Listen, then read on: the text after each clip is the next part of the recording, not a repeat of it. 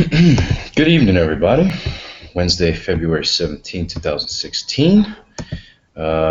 This is our second podcast of the day. Earlier, hopefully you were joining us or are currently watching now. The number 6 episode with my little sister Tiffany. She joined us earlier, and I explained to her how I got this very funny looking mark on my face. My wife and I played hooky yesterday and went to the beach. We have every right to do so. We live in Puerto Rico now, the land of sunshine, and got a little too excited jumping into the water, folks. What can I tell you? You know, that little child inside of me never grew up, I guess, from the beach. Dove in head first. The water looked a little deeper than it was, and well, you see the results. So I can't complain too much. I've heard of much worse. So you know, on the day rolls, man. It's all good. Just a little scratch. It'll heal in no time.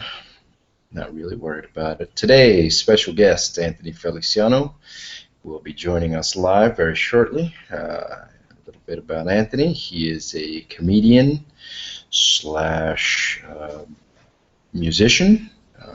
He has a album out on Google Music. I can find that shortly. But he is joining us shortly from Connecticut. I met this guy back in the early development stages of Google+, back when hanging out in public was not a serious threat. And you know, so far, so good. I am searching for his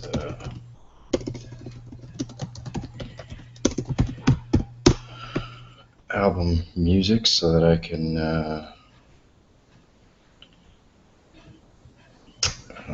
looks like I don't have him on my thing. Alright, well, we'll wait for him to get in here and share his screen on his music endeavors.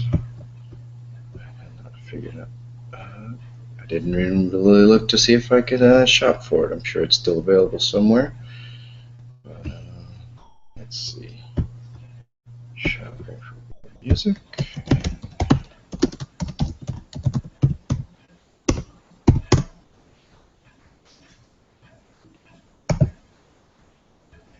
Bingo.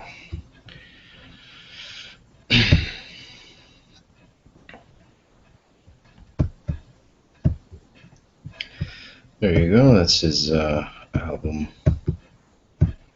information. You can get it on Google+. As you can see, he's got a free trial. You can listen to some sample tracks and whatnot. He's going to be joining us today talking about perception and you know, the way it's changed during his life, as I'm sure it's changed in many of yours. And if it hasn't yet, then you know what? It might be time to take a look around and see what the problem is. And live and direct. Let me go ahead and stop presenting to everybody. Welcome everybody to Anthony Feliciano. Sir, how are you? Good evening, peoples. Looks like we got a live viewer. Right on. Hopefully we can keep them in and entertained. Oh, there we go. That took a while to buffer. Yeah, you know, it is what it is, man. I'm probably not coming in clear, though. I'm not sure. You know what? It's funny. When I see them live on here, they never look clear. When I look back on them on YouTube, no problems. So, you know, I'm sure it's just the way we're looking at it. But, dude, welcome, man. It's been a while, man. How you been? It's been a while. I've been good. Just hanging in there, man. How are you? You're frozen, so I'm not sure if you... Oh, there you go. Okay, yeah. You can hear me now. Yeah, I hear you. I hear you fine. Yeah, I don't know if it's my internet or yours. Since last we hung out. Yeah, it's been a while since we hung out last. A lot of development since then. You know, my wife and I and my daughter, we all moved to Puerto Rico in August, and we are fucking loving it, dude. Yeah. Yeah. What? Yeah. When did that happen? Crazy, man. I'm loving it. In August. She actually, my wife came up. It's her job that brought us here. It's her job that brought us here. my wife's job. So it was, it's cool, man. Macy's hooked it up, dude. What can I say? You know, not too That's shabby. crazy. What part of Puerto Rico? We're in Ponce. So we, Ponce? yeah, right in the southern tip of the middle of the island. Yeah, that's where my father's Takes family's from. Oh yeah, okay. Yeah. You know, we're like an hour and a half away from just about every part of the island. Right, exactly. Maybe 2 hours if there's bad traffic. So, not too bad, dude. Not too bad at all, man. I've been enjoying it here. You know, I came in June, right before my birthday, to visit. I had never been here. Well, actually, I had been here when I was 4, back when I was a little kid, but I don't remember that trip much. I only have one image in my head that's of me and my aunt on the side of a floaty. My mother's on top of the floaty, and we're out in the middle of what I thought was the ocean. I guess it was a lake here. You know what, and I stuck my head underneath the water. I'm gonna bounce out and I'm gonna try to come back in. Come back in? No problem, man. Because I'm not getting anything you're saying. It's all broken up. Oh, sorry to hear it. It might be my internet. I'm not sure. I'll be right back. Go ahead. So, yeah, you know, that was interesting. I guess I'll wait till he comes back in so we can finish telling that story. Welcome to the 2 other viewers we've got joining us. You know, hopefully you've caught up with the rest of the Perception podcast, the Perception Therapy podcast, and you know a little bit what we're about here. We're, you know, just discussing things in our lives that have changed, and the way we see them. You know, the goal here is for everybody out there who maybe feels like they're in a funk or whatever. Man, I'm no Dr. Phil, far from it. I'm not a licensed psychologist or a clinician or anything like that. Man, I'm just a guy who's lived his life and try to do the best we can. You know, that's all we can do in life. And you know, the things that affect you in your life negatively, you should either figure out how to deal with those things in a positive manner, or you know, just figure out a different way to look at it. You know, not everything's ever as bad as it seems. You know, things could always be worse. You know, I've heard several people say, well, you know, that's like saying, you know, other people are happy, so don't be happy. That's not the same thing at all. Okay. What I'm simply saying is, if you see yourself in a mode, a funk, a ways, you know, anything you want to call it, there's a simple solution. Okay. It may not be a simple, effective solution, but the only way to get it started, the only way to change what's happening, is either to change about how you think about it or change what you're doing. You know, if your environment is bad, move. If you're not with the right person, leave. You know, there's other things in life that are not as simple, and you know, sometimes you just got to grit your teeth, change the way you're looking at it, and stop focusing on the negative. You know, every negative has a positive side to it. If you know, if you're going through hard times, maybe the point is just to learn from it. You know, sometimes it's just that easy. Sometimes it's just a learning curve. Things you got to go through, and you know, growing pains. We all go through them. It's no secret to anybody who's lived, you know, a life on this earth. You know, we've met a lot of interesting people, or I should say, I have met a lot of interesting people. You know, I was in the Air Force for 4 years, and oh, there you go. You got me now? Still nothing. Looks like it's buffering. Okay. Sounds good. Just go ahead and keep talking, man. No problem, dude. Sorry about this lag. We, you know, I was going back to that story of being in Puerto Rico, man. It was nice, man. You know, nice water, stuff like that. I poked my head underneath the water, and all I saw was this big ass dark cave, dude. It fucking petrified me. I was 4 years old, and I was like, man, let me get the fuck out of this water. So I came just shy of my 32nd birthday. Turned 33 this year. My wife was already here since June, and I came in late June to just spend a couple days with her and get acquainted with the island, try to figure out what was what, and you know, where I was going to fit in, as far as, you know, professionally, and you know, try to look at our living area, stuff like that. And dude, we had a great time, man. You know, no complaints. I went back. You know, everybody has this feeling about when you go to vacation, you know, and everybody says, you know, you mentally check on your vacation, right? that's almost exactly how it felt, you know. And still can't hear me, man. We're having some serious issues here. Let's lower the quality a little bit and see if maybe we get somewhere with that. It could be me. A little better man. now? Try lowering your quality a little bit. Let's see if try doing what? Try lowering. Sorry, everybody. For those of you who can't see, I'm typing to him right now. Your quality of video.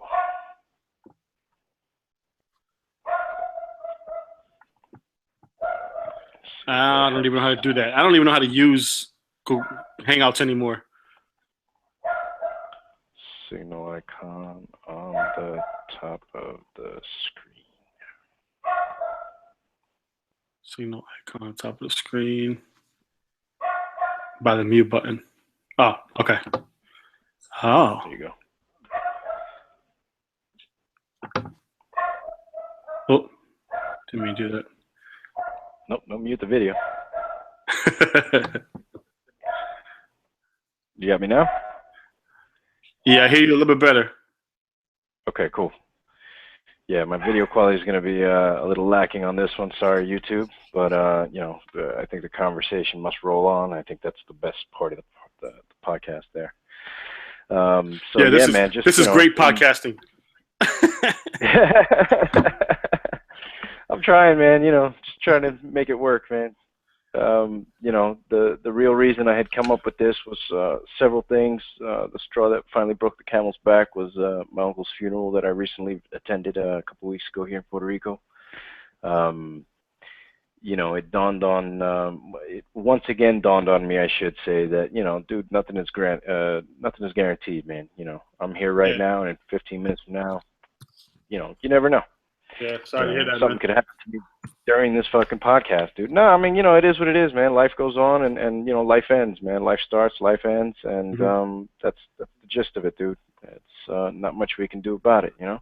Right. That's true. So I guess once that happened, it basically became, you know, the mission was, all right, now my goal is to, you know, make sure I leave something of, you know, educational, moral value, maybe, you know, just even some bullet points as to where my mentality was at the time, you know, and if anything should happen, you know, my daughter's 9, you know, we have a great relationship. We live together. I pick her up every day, take her to school every day. So, I mean, it's not like we're strangers. It's not like, you know, I live in a distant land, but, you know, anything can happen at any given moment, you know what I'm saying? Mm-hmm. So it was more of, you know, she's educating herself now on YouTube. You know, it's one of those things where it's like, all right, you know, she can follow content from other people who are famous and who don't really give a shit about her, who don't have a moral compass, to my 9-year-old, to my nephews who will hopefully someday see this. You know, it's you know, it became a thing of, you know, let's get some conversation out there, man. You know, I want her to much further understand. I want my nephews to understand who I am, my nieces to understand who I am. And someday when I'm gone, missing in our culture is, you know, we don't have family time anymore like we used to. You know, I mean, you're half Puerto Rican. You understand very well what it is to go to abuelas and have all your uncles and cousins and everybody who you know is there. And, you know, no, you don't know that feeling? I'm full Puerto Rican, homie. There you go. Get that right. You know, so there it is. Sorry. So, you know, so, you know, I mean, you understand what it is to have, you know, the family close, you know, family environment. You know, I don't think we get enough time with our elders anymore, man. That's something, I guess, digitally I'm trying to recreate for the younger generation who's on YouTube, you know, who's got the internet, and, you know, but we don't live in proximity anymore, and that's all good, man. You know, that doesn't have to stay the same always, you know. Yeah. People move, and you know, you adjust where you're at in life. Yeah, I think that the reason for that is, you know, it's the internet, basically. I mean, that kind of killed the need for family. You know what I'm saying? So, like, I think it just, you don't have a need for it anymore because everyone is so connected now. You kind of have family outside of your family. I see. Yeah, that's true. But I mean, I think you're right. That's something that is lacking in the society right now, and that's why people are falling off the rails, man, because they don't have anyone to look up to. They don't have anyone to put them in their place. Right. They don't have anyone to tell them, look, that's right, this is wrong. You know, they're learning everything from the internet. Yeah. Yeah. So, you know, that's the way I thought about it, man. Is, you know, if they're going to learn everything on it anyway, why not have a good insight as to who I am? You know, I think the great thing about this is that my guests are going to vary, man, from every podcast. You know, I had my little sister on for the one earlier today, number 6. I had Rose and George T from Australia on for number 2. Yeah, everybody seems to love that podcast, issues. Man. Yeah, no, I mean, you know, they're great people, man. No. I mean, who among us don't have issues? I mean that right? in a good way. I love them. Oh no, of course. No, they're great people, man. Great people. You know, we actually ended up talking during that podcast about the first hurl. For those of you listening who don't know what a hurl is, it's back when Google Plus was in its initial phases. You know, we're using currently Hangouts on air to broadcast this. But before it was just Hangouts. So we would hang out with each other in video chat. And then a large part of the community said, you know what, what if we all hung out in real life? And Hurl was born, you know, hang out in real life. That was an awesome acronym, man. And the first one, you went to the first one, yeah? Yeah, I was at the first one. The first one was in New York, yeah? Yep.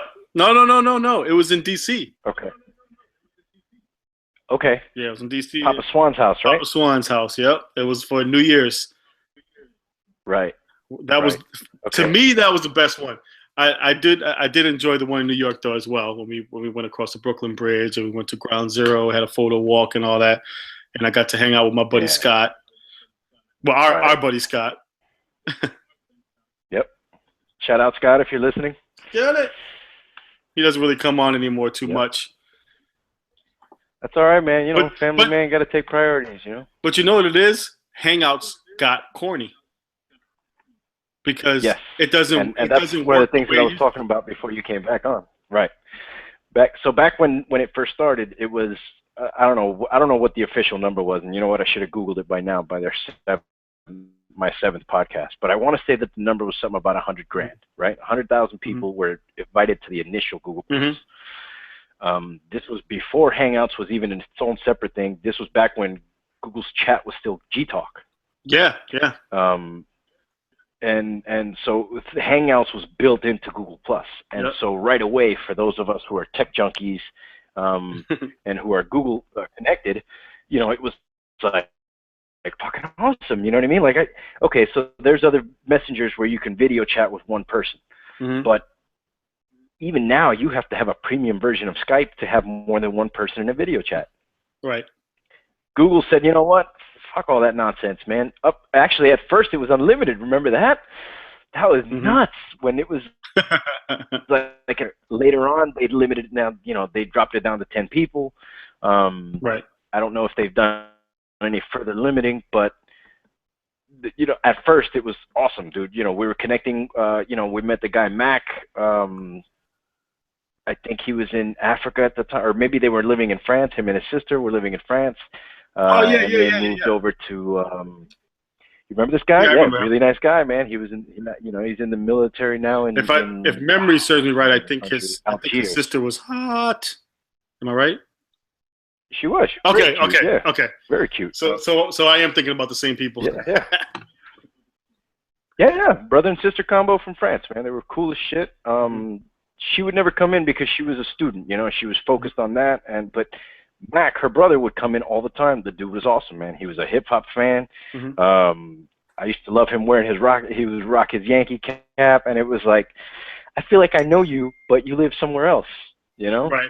And we would build those, you know, you build those cool friendships, man. And that was one that we started. You know, we met each other because me and you met each other because there was I don't remember the dude's name, but he was an artist. Maybe you remember him. Tim Clary? He did a portrait of you. Did a digital portrait of you, and I saw you on somebody else's post, and it was like, is that me? Like, is somebody rocking a profile picture of me as a cartoon? I was like, no, you got to be kidding me. So I started looking at it. I was like, nah, this is a different dude. All right, cool. So, you know, this is just what he looks like. He just happens to look like me. Right. And later on, we found ourselves in a chat, I want to say with Papa Swan. And, you know, the rest is what it is, man. And we started a little group there for a little while. We had the Breakfast Club, and it was you, me, Scott, Andy, and Calvin back when he had that nice cushy job with video chat from that, like I had at the time. Oh yeah. And dude, that was the life. Shahid was in there. That was the life. Some other people tried to infiltrate, but whatever. Yeah, you know, it is what it is. It's all good. You know, we had a lot of fun back in those days, man. Yeah, that was cool. Man. That was a lot of fun, dude. That was a really good time, man. Even we have moved on. Yeah, you know, that was back when Hangouts was the shit, dude. You could fucking jump in with anybody around the world, and you know, you didn't have to worry about you know, several dudes naked on a bed just hanging out looking at you like, whoa, hey, what's going on here? I mean, you did kind of have to worry about that a little bit. Yeah, but it was very infrequent. You know what I mean? Like, I think I maybe caught some scandalous shit maybe twice in a hangout. Well, the thing is, and one of those times I was at work and there was a couple in there. You may have been in that one, actually. There was a couple in there having sex on a hangout. I was like, whoa, all right. You know, they quickly got booted out. I don't remember who got offended, but somebody booted them out, and it was like, yeah, I did see. Well, man, you know what it is? Back then with the hangouts, those people made their own little private hangouts, so they weren't. You know, you didn't have to run into them because they were having their own private one. And back then, we also had things like Hangout Canopy, which I can go in there and say, hey, Jay is in this hangout. Let me join it. Or Rory's in this hangout. Let me join that. Yeah, that was cool too, you know, Stacy's in this one. Let me go bug out with her. And you could hop around and check out different hangouts and just bug out, man. People, we had drunk hangouts. We had just craziness going on, man. These things, and I think Google messed up by getting rid of Hangout Canopy or apps like it or extensions. Excuse me. Yeah. I mean, I hope to have Moritz Toldolf in a podcast soon. I haven't reached out to him yet, but I'd like to get him on there. He's been an employee at Google for a while now. He was one of the creators of Hangout Canopy. You said he's done a lot of work on who? Moritz? Moritz. Oh, okay. Yeah. You know, so he's been at Google since then, and he's done a lot of work on Hangouts himself. You know, he's helped code a lot of the stuff. There was a couple Mohammeds we met, man. There was so many Mohammeds that we met. Yeah, but there was only one, man. Mohammed Mansour. Guy. Mansour was another cool dude. And now he's at Microsoft. A lot of people. Mac's name is Mohammed also. Is he really? Oh, yeah, wow, that's awesome, man. He's been at Microsoft since like when Hangouts were pretty good. Gotcha. Because he made some extensions for them too. Well, for Google. Guy. Right. A lot of cool people we met there. I mean, a lot of shady characters as well. You know, that goes without saying. It's the internet. You know what I mean? When you run around that many people, you're bound to get a percentage of weirdos, man. And, you know, maybe to those people, I was a weirdo. That's all right. You know what I mean? It is what it is. I was gonna say, let's be honest. We're idiots too. Yeah. No question, man. No question. You know, I got my moments. Kind of like how I got this scar on my face, dude. I was, you know, we went to the beach yesterday. My wife and I were playing hooky, and dove right in, man. And I underestimated the depth of the water, dude. Scratched my face all up. Ugh. It's all good though, man. I've never relied on my looks to get me anywhere, so you know, we keep on rolling. That's a good idea. Yeah. You know, you can't rely on just those. You gotta have other qualities aside from your looks to get you places in this world. So I was going through my copy folder because I don't know if you're familiar. You're probably familiar with Copy, the cloud storage. Yeah. Well, that's going out. It's phasing out. They're getting rid of it in May. So I had to transfer a lot of my pictures over, and I found the picture that I got of you sleeping at work. Ooh. Oh man, the cubicle job. Yeah, man. I hated that job. And I was like, that job sucked, dude. I was like, I should delete it. And I said, nah, I'm gonna keep that. That's memory. Nah. Especially now that I don't work there, it kind of just fucking classic. You know what I mean? Right, like, exactly. Dude, I was overworked so hard at that job. That's still I had time to fucking sit in a hangout and talk shit. You know what I mean? Like, yeah. That's how on top of my game I was, and I was fucking running meetings in webinars. I was remote shadowing users to help them fix, problems on their computer, problems with their software. I was working all day long, but in the background, sometimes I couldn't even see you guys. The hangout would be open, and I'd have you guys in my ear, and we'd be fucking cracking up. Yeah. And, dude, if you're going to work a shitty cubicle job like that, you need entertainment in your life, Right. And at that point, music wasn't cutting it for me, man. I was ready to quit that job several times. Yeah. And it was a year contract. I knew that going in, and it was kind of like, dude, you know what? I'm not gonna make it here if I don't fucking entertain myself.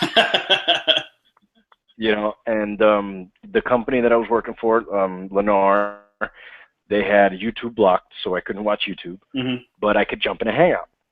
Right. Because Hangouts, it's always been just a Google Plus, just a website link, URL. Right. So they didn't pick up on that. They still haven't picked up on that from what I'm told. And, I would hang out all day and keep my work going. Great performance reviews. I mean, at the end of my contract, they were asking me to stay, but it was like, nah, man, I don't want to sit in this little mousetrap all day, handcuffed to this desk. And folks, let me be clear. But, we used to be in Hangouts all day long. From the time I got to work to the time I left home. And sometimes I'd be in the car on the way home still talking shit. Yep. We were in there all day long. It reminded me of being out with your friends when you're a kid, when you're on your bike and it's like, yo, come back when it's dark. Like, all right, cool. I got all the time in the world to play. Yeah. And that was, it was like grown man playing. I guess it's the best way to play it, to put it. Right. We would hang out, we'd talk shit, laugh, and it was cool, man. It was cool. And the thing is, man, you through Hangouts, man, you're able to build so many bonds, man, like strong bonds. Yeah. Like Scott. Yeah. Scott, he photographed my wedding. Which was cool. Like I feel like if you come to Connecticut for any weird reason, you need a place to stay, I feel like you wouldn't have any trouble being like, yo, Aunt, you got a couch? And I'd be like, yo, I got a couple of couches. Yeah, I hear you. Pick one. Yeah, man. It's there you go. I mean, how many people don't we know who've traveled on Google? You know what I mean? Exactly. Super Dave. Oh, Big example. This dude traveled the entire country on Google. Yeah, he did. You know what I mean? Like, he would get himself from one person's house to another. He'd be like, yo, I'm hanging out with this person this week.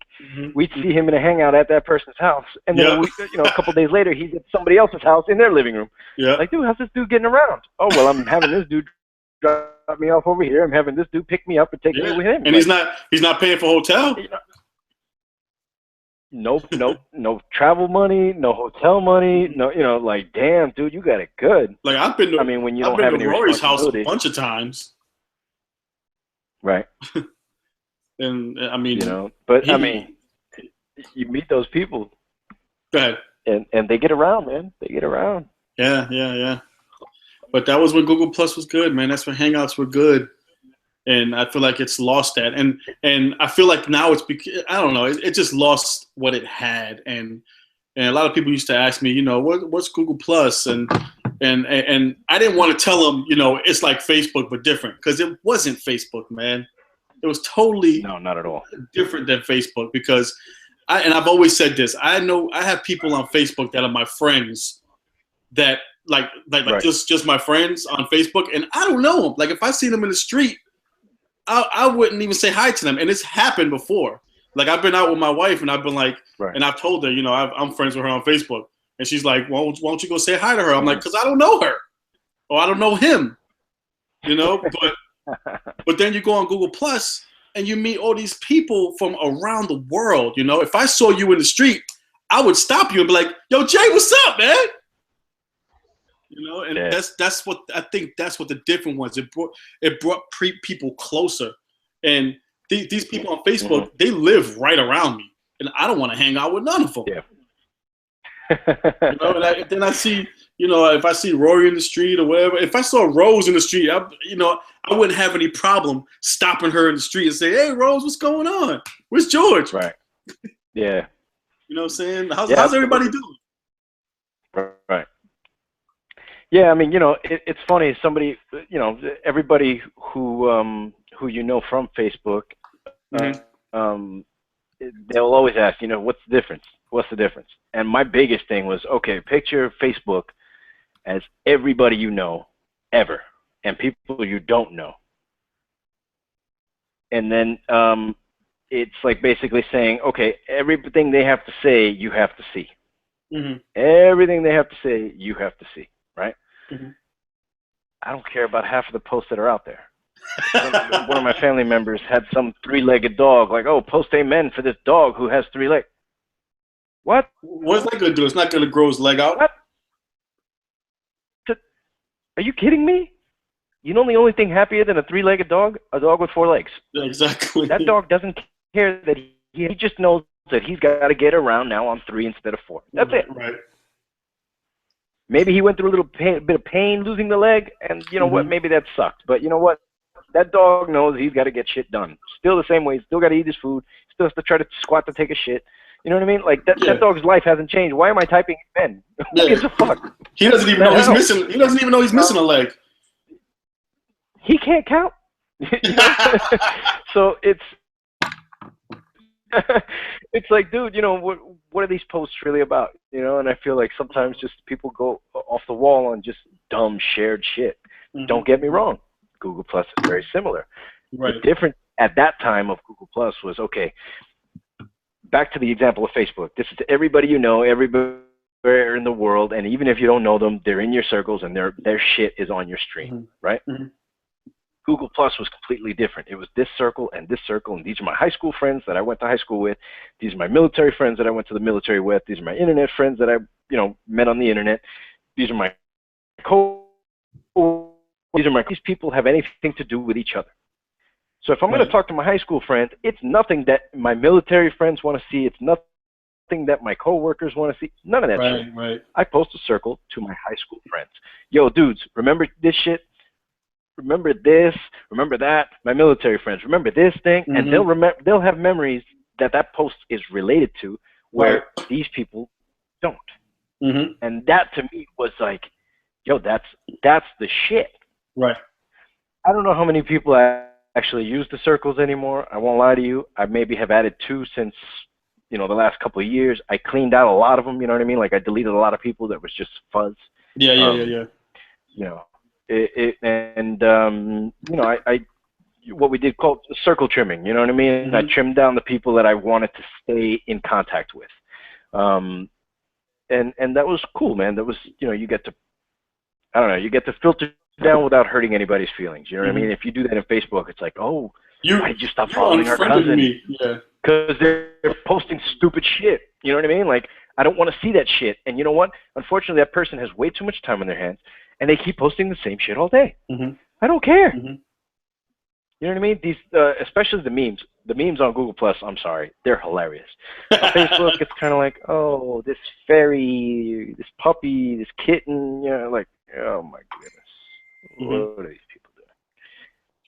But you know, then also I trimmed down my Facebook to just family and immediate friends now. You know what I mean? I've got some military friends in there, some high school friends, but it's mostly now just family and extended. People you know, recently, people that you want to hear from. Fine, just skipping over their stuff and like, yeah, whatever, just ignore it, keep going. And you know, I guess I did some circle trimming in Facebook also, you know, and that was nice, man. It's really slowed down the amount of dumb clutter that was out there. Right. Well, also you have a lot more interaction on Google Plus. Even still nowadays, you still get a lot more interaction, and you get a lot more, like, not just, you know, plus ones or likes for Facebook, but when you get people saying, you know, you get actual conversation. You know, for the most part. I mean, I post really dumb shit, but I'll get people that talk, and You're hilarious, man. and you know, especially the gifts you post. Oh, dude, you had me dying earlier with one of them. I don't remember which one it was. Hilarious. And now you got me going to look for it. That's but also I like posting like controversial stuff because I know that I can have a conversation on Google Plus with some people. Some people are ignorant and they're one-sided, but I'm a very objective person. I like to play both sides. And people think that I'm trolling, but I'm not trolling. I want to my goal on Google Plus, which is I just like to do this, is to get people to react and have a conversation. And you know, not everything is black and white. There is gray that exists as well, and not everything has to be what you believe. It could be what, you know, you got to give and take from different people's point of views what you want from it, but don't just shut people down just because maybe they're a different color or maybe they just don't believe the way you believe. You know, I mean, there are people that have blocked me or whatever because I like case in point, the whole Trayvon thing back in the day, right? My whole thing was, you don't really know if Zimmerman is guilty or not. Nobody knows that. And people block me. All of it was speculation. People block me for that. I'm like, and unfriended me, and I'm like, I don't give a shit. You know, I don't want those people anyways. I want people that are going to have a conversation and not feel like they have to argue and feel like they were there so they know. Nobody knows. The only people that know is Zimmerman and Trayvon. And I mean, people like they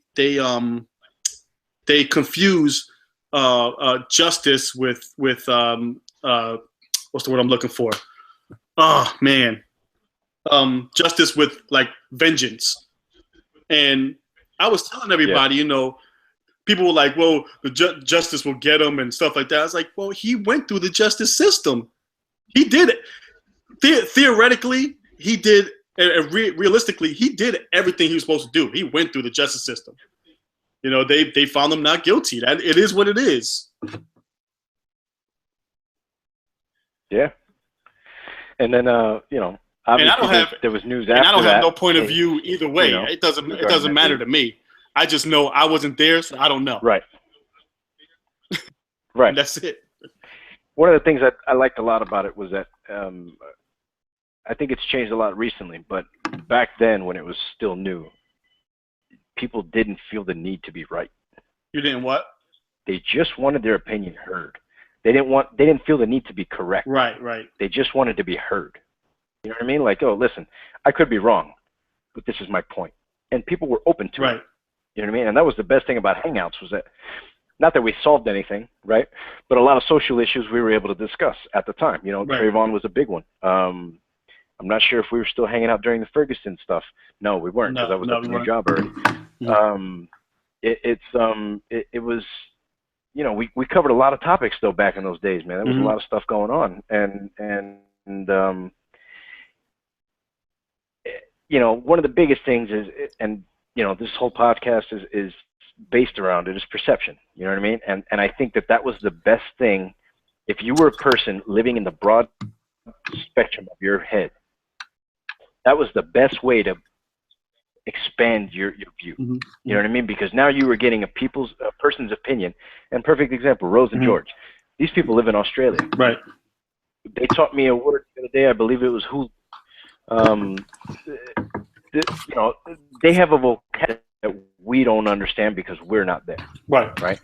Yet when a social issue comes up, they have an opinion because they are people who live in a society. We have an opinion because we're people who live in a society, right? Sometimes the things were going on their end, sometimes the things were going on our end, but you get not only your view, not only somebody who lives in the next town, not only somebody who grew up with you get it, right? And they're not there to impose anything on you. They're not there to sell you on anything. It's a conversation between you and somebody across the world. Right. And that was to me, that was the coolest shit, man. You know, aside from the cool people you meet and the interesting lives that they lead, you know, that was some cool shit, man. You were able to see a lot of views that you were not able to see prior to that. Mm-hmm. You know what happened is that in the beginning there were mostly adults up on Google Plus. It was mostly adults, right. and it was a great place for like artists and singers and photographers and things like that.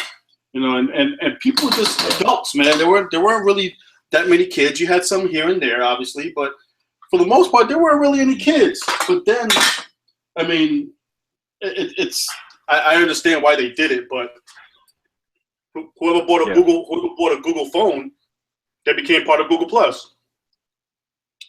You know, and that automatically. Yeah, and parents don't buy their kids iPhones, especially back then. They buy them Android phones because it's cheaper. So automatically, his kids were just coming in. And I think that's why they started that 18 and over for Hangouts, because it was just getting. I was perfectly okay with that. Yeah, I was okay with that too. Yeah. I was constantly hit that button. No, I don't want anybody. And even in this Hangout, I don't know. I mean, obviously, it didn't give you any problems. You're over 18, but had you been under 18, it would have asked me for permission to allow you in. Because dude, it's the internet, man. You know what I mean? There's people who get caught out there for stupider shit. Right? Not even intentional. You're like, what the hell did I do? Absolutely. What the fuck did I do wrong? Oh, well, this, and this. Oh, shit. Well, I didn't know. Damn. You know what's fucked up? I guess I should be very careful not to use his information, but I worked with a guy at my last job who had just recently been released from prison for child pornography. Right? This guy had to have access to our system.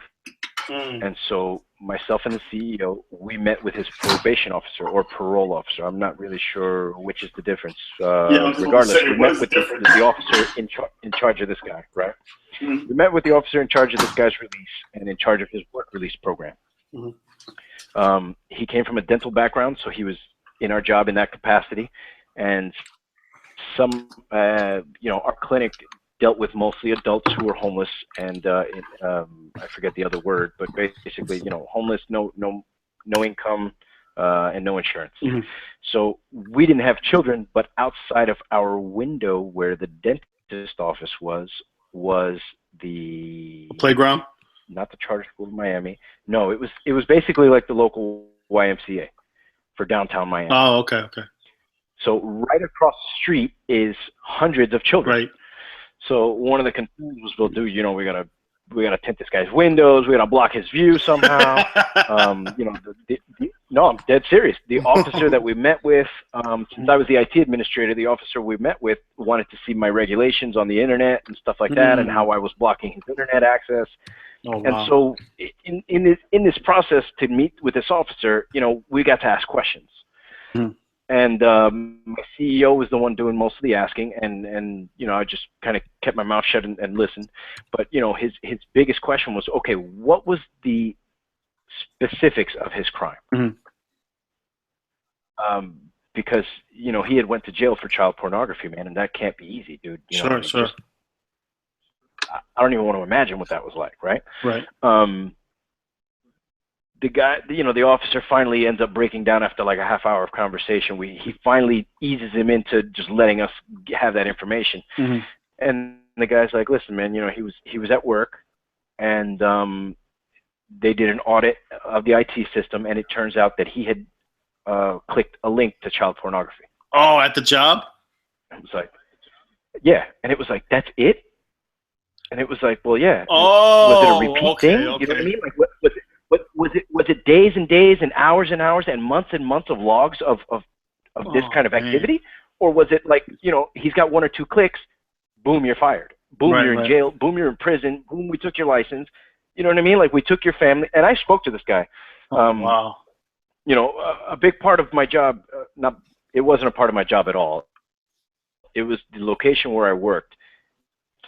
People who were in and out of prison for a large part of their lives, people who lived on the street, and we were repeatedly dealing with repeat offenders, right?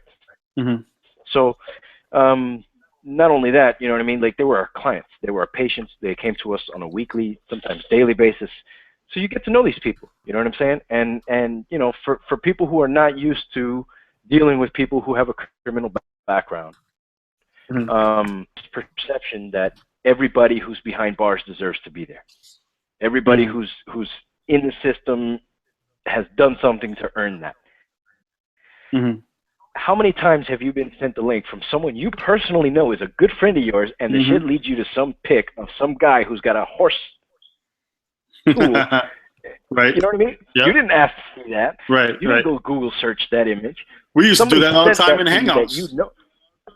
We did it to each other all the time. My friend did it to me. He sent me a hilarious link. He knew I was looking for a car, so he sends me, oh man, black Range Rover under $2,000, you know, less than 10,000 miles. You know, click the link to reach this guy to contact him about his car. I was like, Range Rover, what, for this price? Schlong on my screen. It's the force of the internet, man. You know what I mean? You got people with twisted humor. How do we know that that wasn't this guy's case? Right. And nowadays, the way people hack Facebook left and right, man, they put stuff up there like they send you messages. It's a hobby. They send you messages. Hey, you see this picture of you? And then you click on it. Yeah, and it's a hobby. It's a sex site or something. People hack Facebook for a hobby. You know what I mean? They got nothing better to do. Boom, let me get some people's password, or let me let me use this algorithm program that already exists on the internet to get this person's password. One of my my stepsister posted the other day on Facebook. Oh, all my accounts were hacked. So you know, don't post anything and don't do anything. You know what I mean? Like, if I've sent you anything, ignore it. It happens all the time. Well, yeah. Not once have I seen. Actually, that's not true. I have seen a couple occasions like that on Google Plus, but typically it's you know, you're giving your password to somebody. It's not you know, the instances will always vary. Right. So it's never one constant, man. The thing is, people change your passwords every once in a while, right? Yeah, right. As an IT administrator, I'll recommend you 90 days. You know, you switch up your password. You can keep problems like this from happening. And don't be so predictable. Yeah. Stop using password as your password. Right. This is ridiculous. And stop clicking shit. Who still does that? Stop clicking shit. Jeez, stop clicking That's another thing I like about Google Plus. If you post an image on Google Plus, you can post your link to the image, right? Yeah. In Google Plus, what it does is it'll take your link and it gives you a thumbnail of the image where the link is. So right. If somebody does that to you where they want to put a schlong on your screen, you'll see it. Say, I see a thumbnail. I'm not clicking that shit. Right. Easy. Yep. Easy. You know, and I think Google did a really good job with the way they incorporated their URL links with everything, man. Everything links to where it should. You know. Yeah, I think there are a couple of things that Google does. There's a couple of things that Google does right. Well, a few things. You're able to use GIFs, which Facebook has for some reason Facebook hasn't done yet. I don't know why. They got they got little videos now, and that to me is annoying as hell because I can't share those. And some of those are funny as shit. I'd rather see a GIF. Some of them are. Some of them are funny as hell. And then also, I think that they have communities right. Yes, they got communities, and this new thing with the collections, I think, is a good thing. Yeah, right.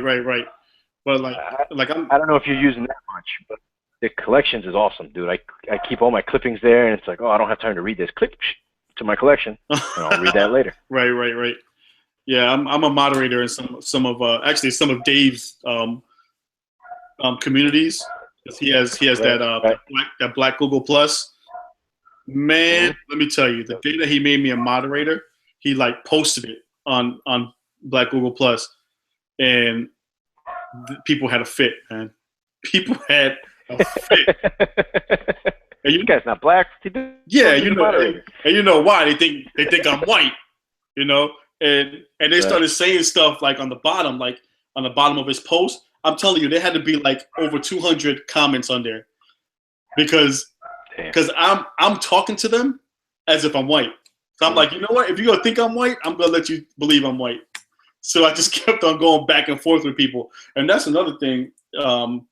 If you want your page to be have some kind of stickiness and have some people go to it, you gotta. I don't know why I'm bringing this up, but you have to interact with people. You gotta comment on You know, when people comment on your post, say something back. Yeah, absolutely. I try to do that all the time, man. It's a two-way thing. Mm-hmm. You know, you can't just ask for opinions and then just not.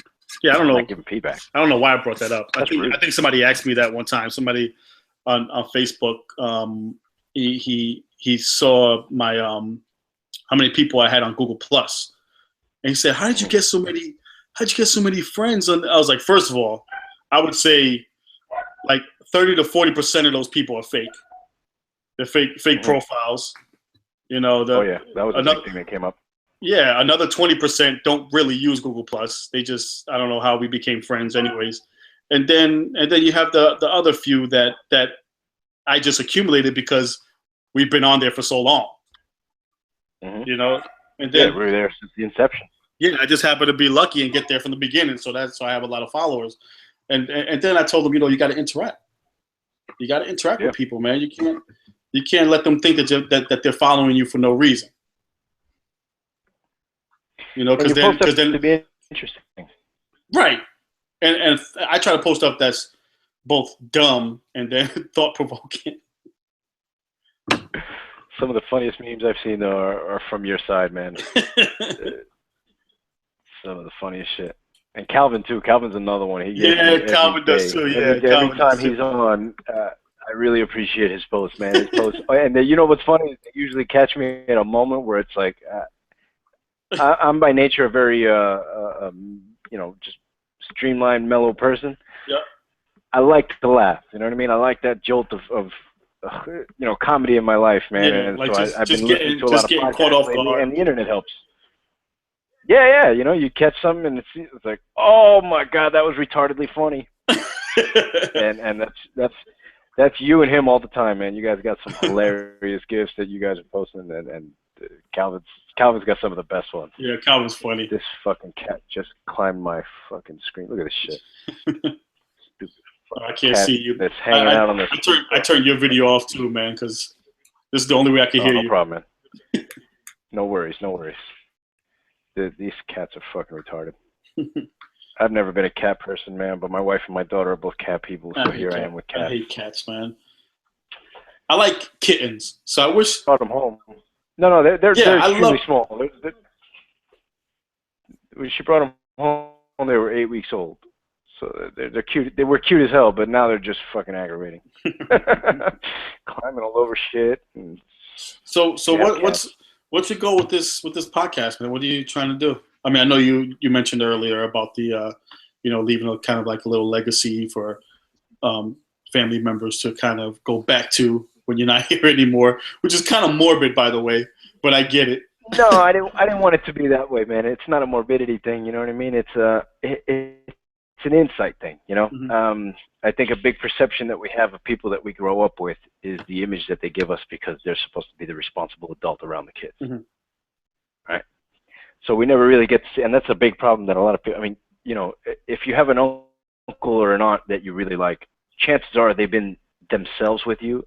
They are who they are, and that genuine authenticity really resonates, mm-hmm. right? So that's a really difficult part about being friends with your parents when you're younger, is that because they're the authority figure, they're the ones that are, you know, showing you the lessons of life, mm-hmm. sometimes in an unpleasant way.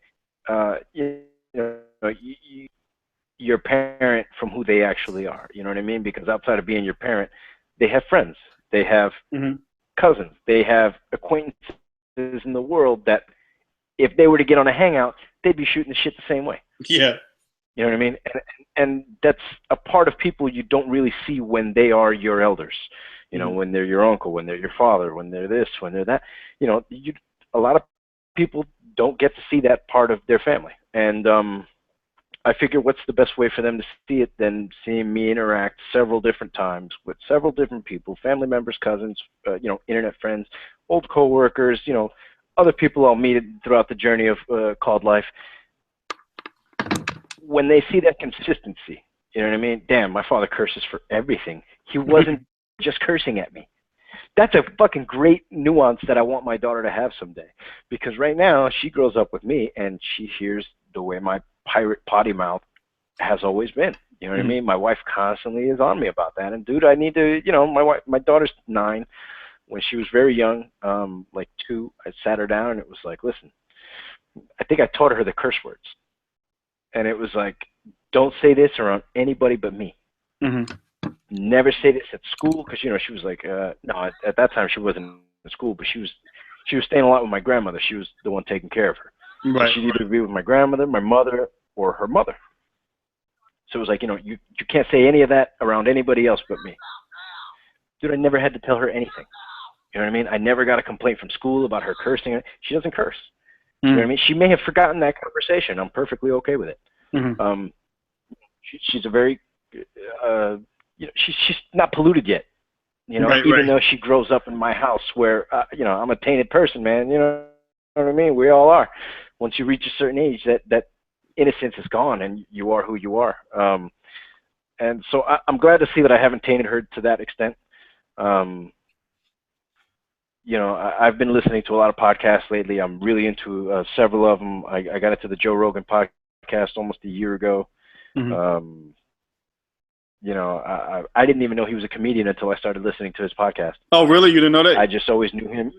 I had no idea. I knew he was the Fear Factor guy, which it was a show that I would watch with my friends in the military, but I was not into it. You know what I mean? Like, it wasn't something that was like, oh shit, Fear Factor's on right now. I got to go and go watch it. Never.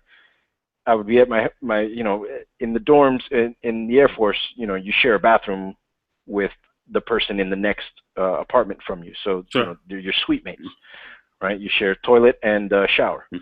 Mm-hmm. So my suite mate ended up being, who is now one of my best friends, and that's such a terrible 5-year-old word to use. He's one of my very close friends, and whoa, fuck, forgot where I was going with that. Fucking ginkgo biloba, dude. I'm 33. I need it. You were talking about Joe Rogan.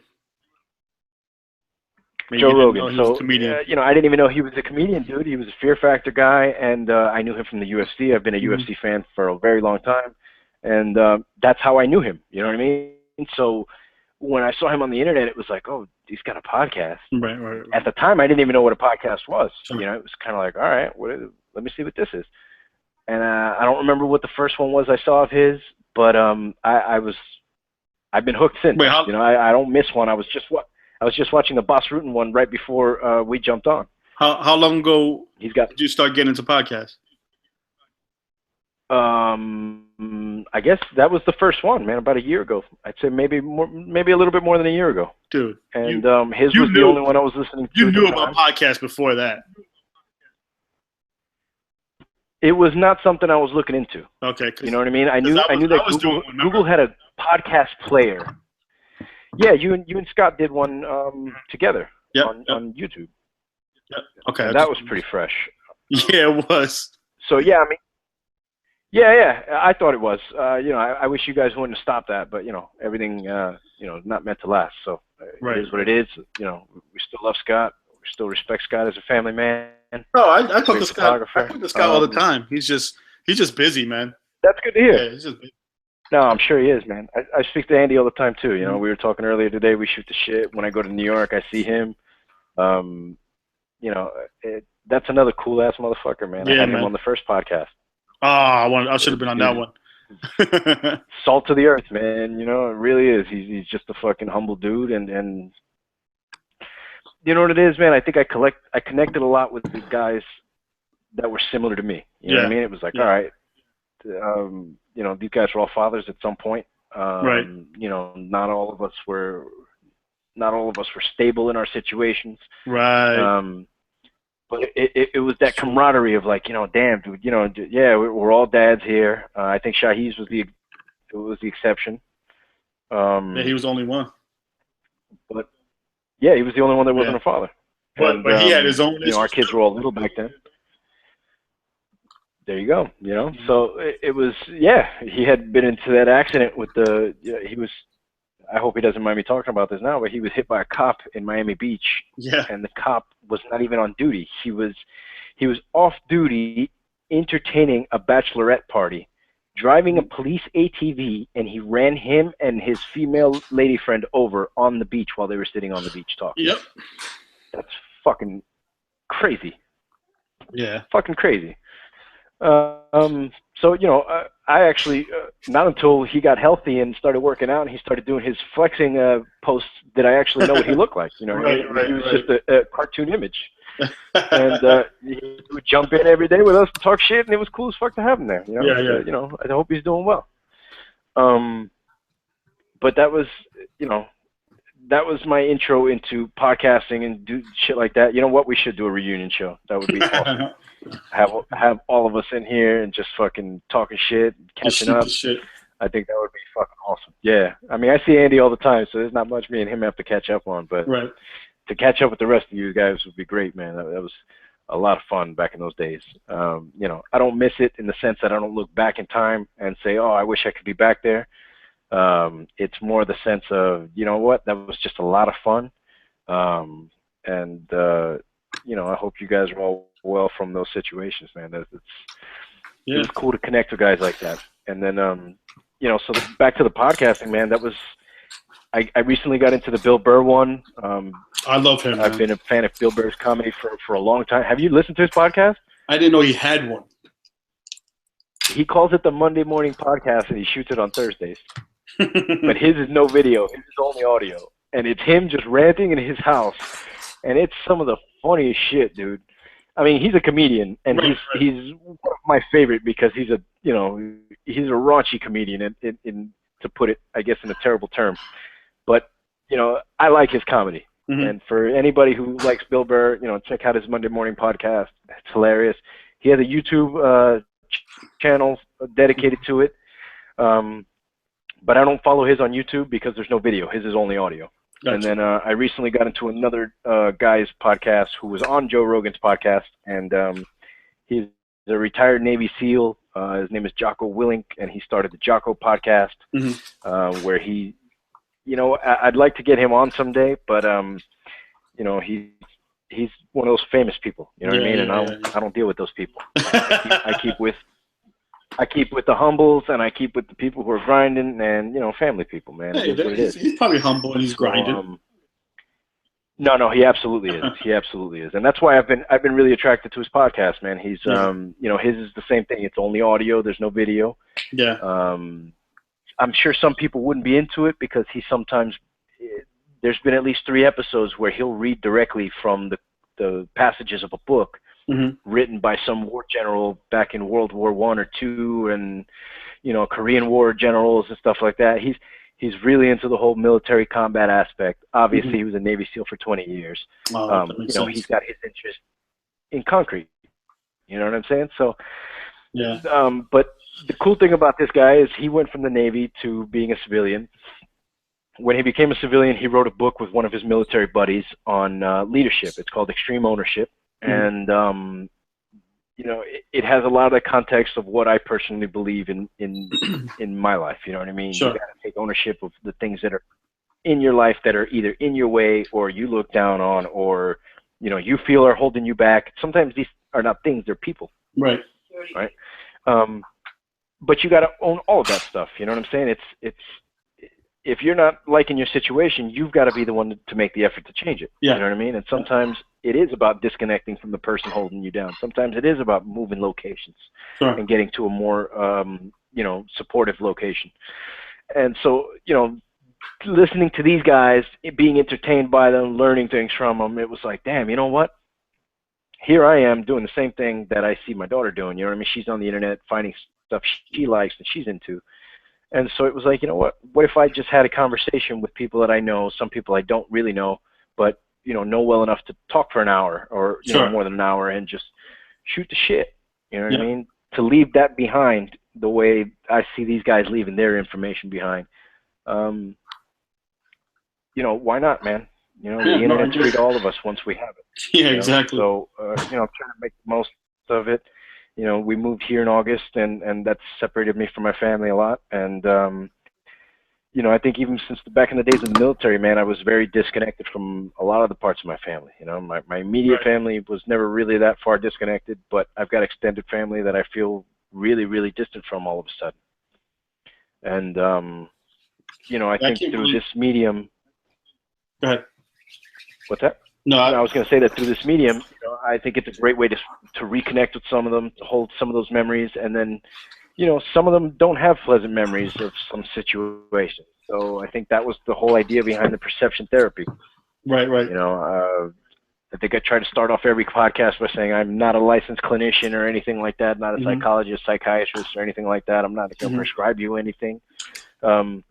But the whole therapy aspect is, just talking about it sometimes will change the way you think about it, and the way you think about it will change your outlook on it. And from that, you can either let go of anger or start to look forward to, little parts of joy that you're leaving yourself out on. Right. And focus on those things. My third podcast. Yeah, absolutely. My third podcast was with my sister. I've got 3 sisters and a stepsister. And eventually I will have them all on. But my third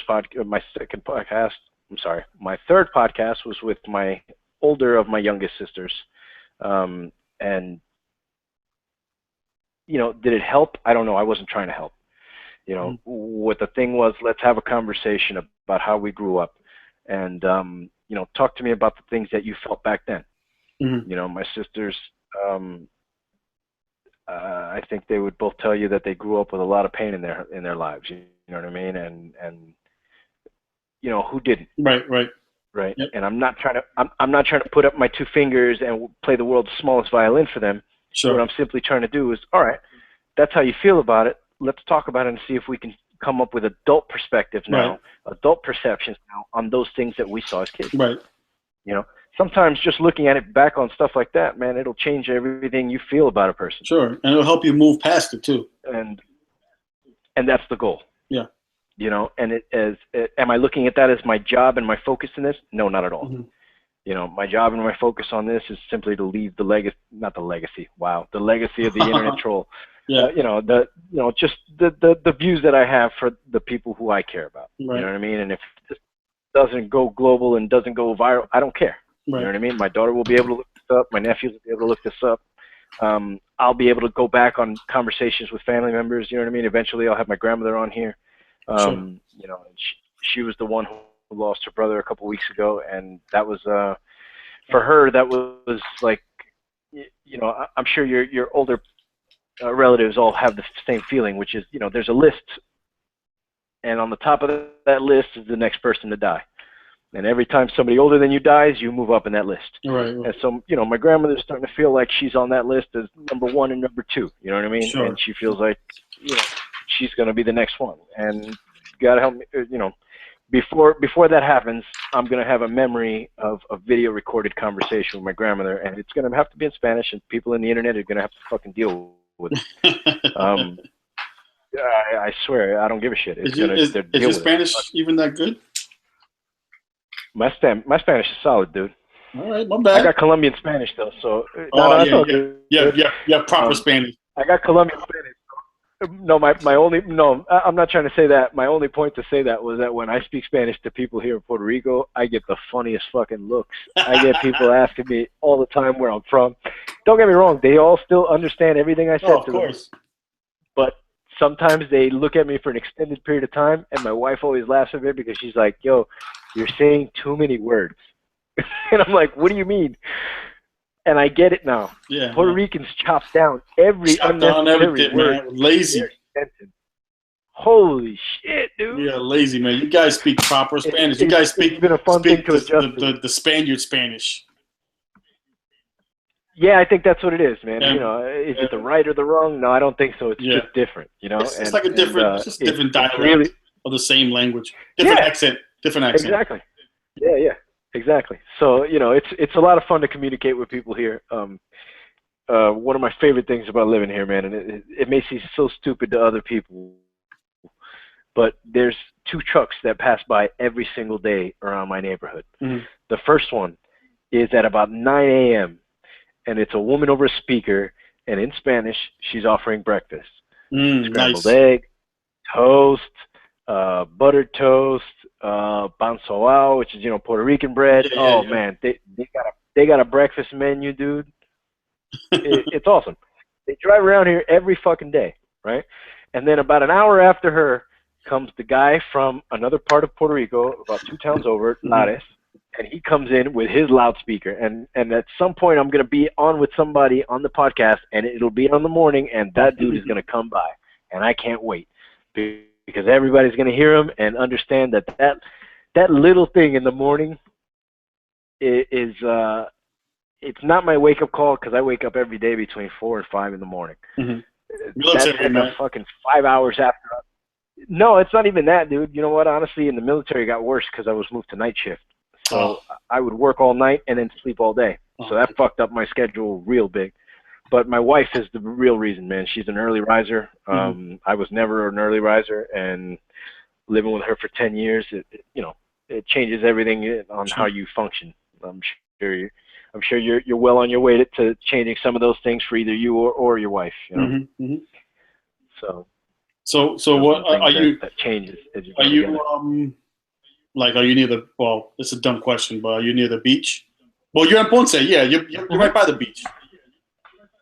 Yeah, it takes me maybe 6 minutes to drive to Ponce Playa. I can't believe you're over there, dude. Beach in the world, dude. You and me both. So what do you? Are you working? No, not right now. I was contracted with my old company when I came here. Last week they broke ties, and I was training the new IT administrator. He'd been there for more than 6 months now, and they were basically like, this guy either has to learn what the fuck he's doing, or we got to find a new guy. So that's really the reason they plugged it. It was kind of like, listen, we're paying you and him, right? And it's a non-for-profit company that takes care of homeless people that don't have money. They don't got money to burn like that. And, I knew it wasn't going to last forever. My goal was to land some contracts in the meantime. Unfortunately, that didn't take place. Still grinding, man. Still looking for it. Still chasing it. No problem. My wife luckily was blessed with an opportunity here with her current company, Macy's, and they pretty much gave her the salary that more than the salary that I was making as an IT administrator of a clinic. So what is she doing over there, if you don't mind me asking? The same thing. No, the same thing. She works for Macy's. She's part of the visual team. She's, she's a bad motherfucker, man. Bad motherfucker. She was flown out to Miami. Yeah. They brought her here for the exact purpose of opening the store that she opened, which is Macy's Ponce. So because of her, that store exists and was launched. Yeah. Still. Okay. They have her at that point where they move her now to open stores, and she's only going to get higher up in the elevation of the hierarchy of Macy's from here on out. And I don't know how long we're here for. We're here at least dedicated here until December.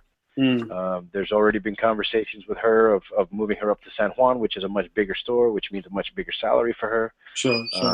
And then there's also talks of moving her back to Miami, which was their flagship store, which is the fucking, you want to make millions, go work there. So that's all options for her that she has down the line as long as she stays with them. And we're here to enjoy it while we can, man. I'm not planting any flags here. The one thing I am trying to do before I leave Puerto Rico is I am trying to open up the initial international lacrosse team for Puerto Rico. They currently and have never had a competing team internationally. There has been some club teams here in the past, and none of them have flourished. They've all died down, either for people leaving or just people grow. Kids grow up, and then your high school, eventually they go on to college, or they don't, and they move on. As a coach for a couple of years in Miami, I got to experience that. I coached for high school, won a district championship in girls lacrosse, and I had some of those experiences. These kids grow up and they find their own wings and they start flying around the world, and they become their own people. And if you're not there feeding the smaller kids that are going to end up in their shoes, your program dies. So I think that was a big part of what happened here. And I've linked up with two guys. Both of them I think are in New York right now. They played lacrosse in Virginia, and they're very dedicated to doing this. They found me on Facebook on the Lacrosse Puerto Rico page, and you know, I was putting my information out there. The page hasn't been active since 2012, and you know, it was kind of like, you know, there's nothing going on. I saw that. I put my name in there and it was like, listen, I'm coming to Puerto Rico in August. You know, my goal is to start a team and to coach or to play if there's an adult team. You know, it's all good, man. I just want to be involved in lacrosse, man. When I started in high school, it was something that really changed a lot of the ways that I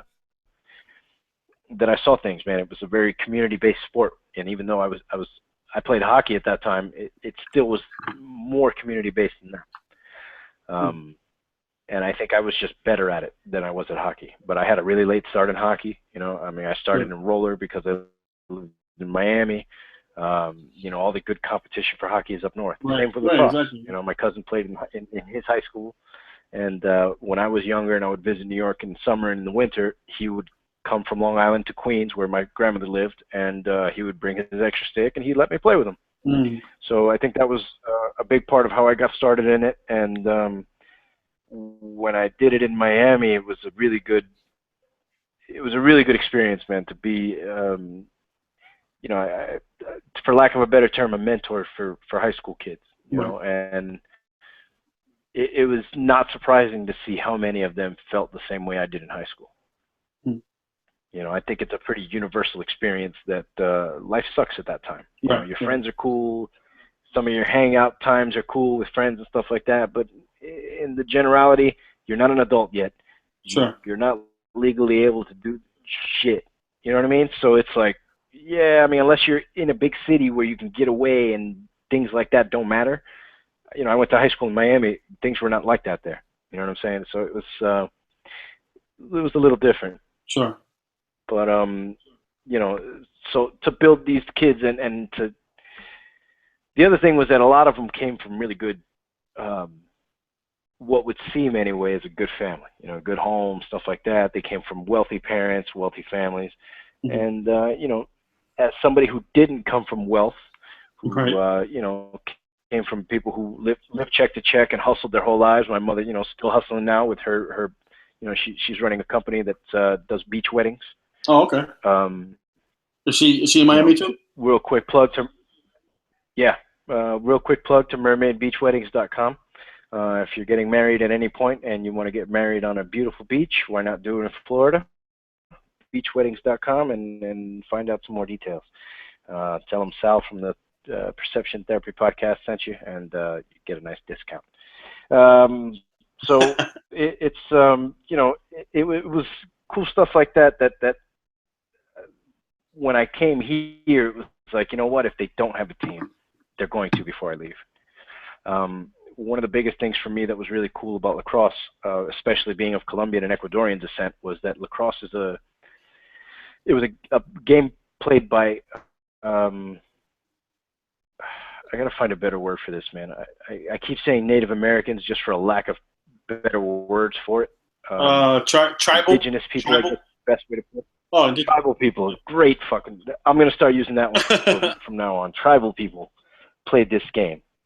You know, for those who are of Native American descent, you know, Cherokees and stuff like that, and Onondaga nations and stuff like that out of Canada, they call it the Creator's Game. You know, they don't believe in the white bearded God that you know, Catholics and Christians believe in. They believe in many gods. You know, there's a God of the sky, there's a creator of all of it.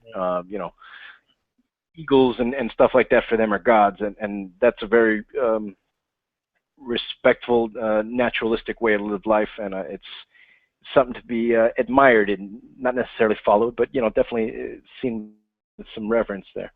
And to play a sport like that was connected to what I felt was my roots, you know, it was a big deal for me. You know what I mean? When I was growing up, it was a little funny because, you know, we started off in New York. There's a melting pot of people. You're not going to get much of an issue. You know what I mean? Nobody really cares what you are, where you're from. They may ask you out of curiosity, but they don't really give a shit, you know? We moved from there to California when I was about 6, maybe 5. And so I would go back and forth all the time. But in California, you know, you're right on the border of Mexico. you're either Mexican, El Salvadoran, right, or black or white. mm-hmm. You know what I mean? At least where we were living in Riverside, that was their mentality. You know what I mean? So I was much darker as a kid. I was in the sun a lot more.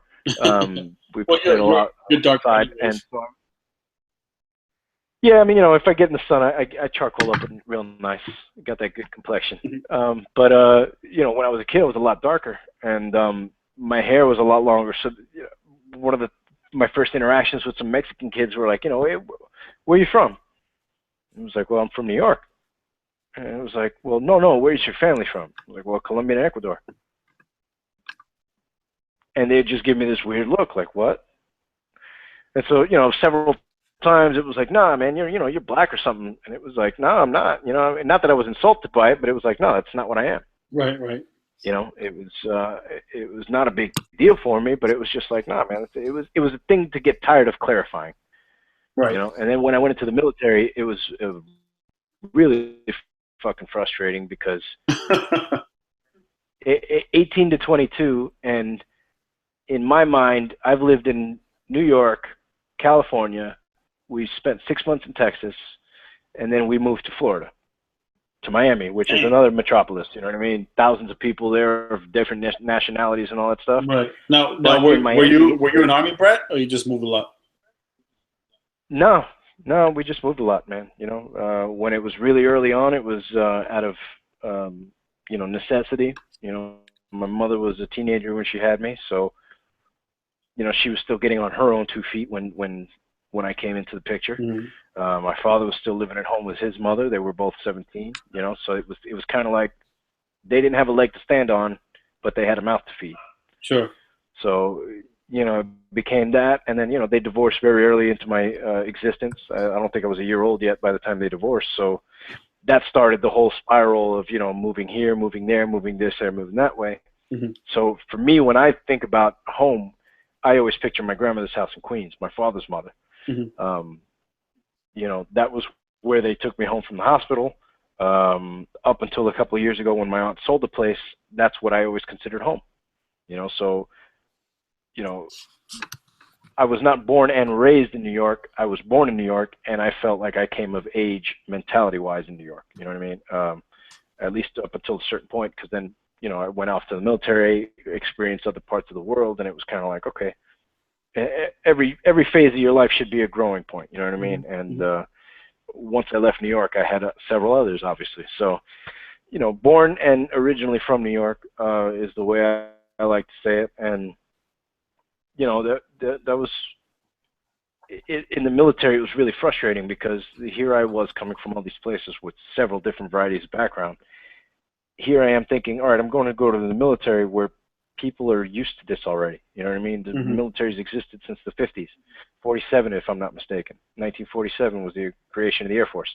You know, it was a quick shout out to Squad 362, Crew Dogs, basic training. Old ass shirt.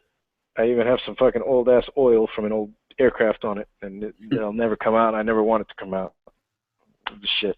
But that was a fucking frustrating experience also, man, because it was, you know, I was dealing with mostly white guys in the military, coming from very country, rural areas, and so we were either Mexican or Puerto Rican. There was no others. You know what I mean? There were no Colombians to these people. There were no, you know, Hondurans. There's no Costa Ricans. You're either Mexican or you're Puerto Rican. That's the only way you get that color. It's the only way you speak that language in some of these people's eyes. So that was, you know, a real fucking pain in the ass thing to see, man. And so when I came here, it was kind of like, oh, well, they don't have lacrosse. You know what I mean? These Puerto Ricans are tribal. You know, there was the Taino Indians were here.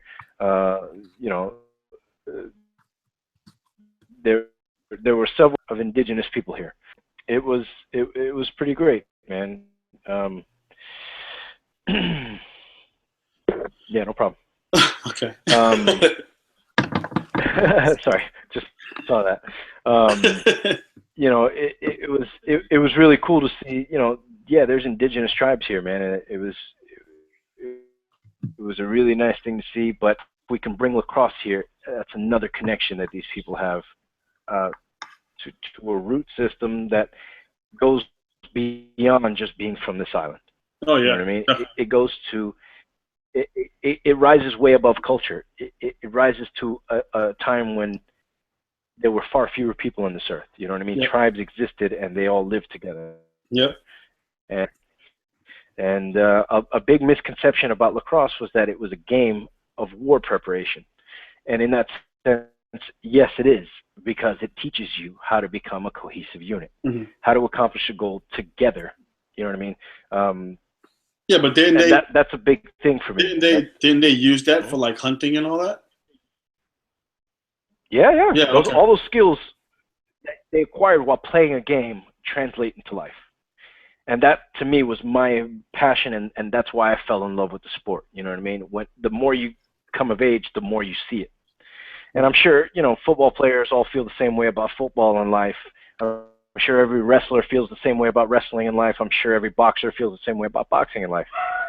I didn't feel the same way about hockey in life, and I love hockey. I still love hockey to this day. Go Rangers. But for lacrosse, it was different. Yeah, hell yeah, go Rangers. It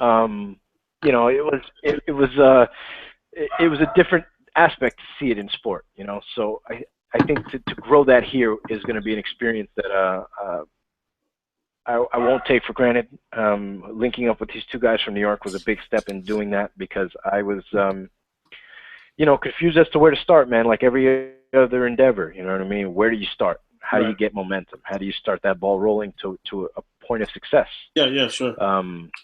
And it's not a point of success of financial. It's a point of success of we completed our goal. Accomplishment. So yeah. So that's where it'll become a thing, and hopefully with the media, this podcast, I can reach several Puerto Ricans who use YouTube, and in my podcast with Max and Paulo, we were talking about researching the different kind of social medias, the place that your target audience is using.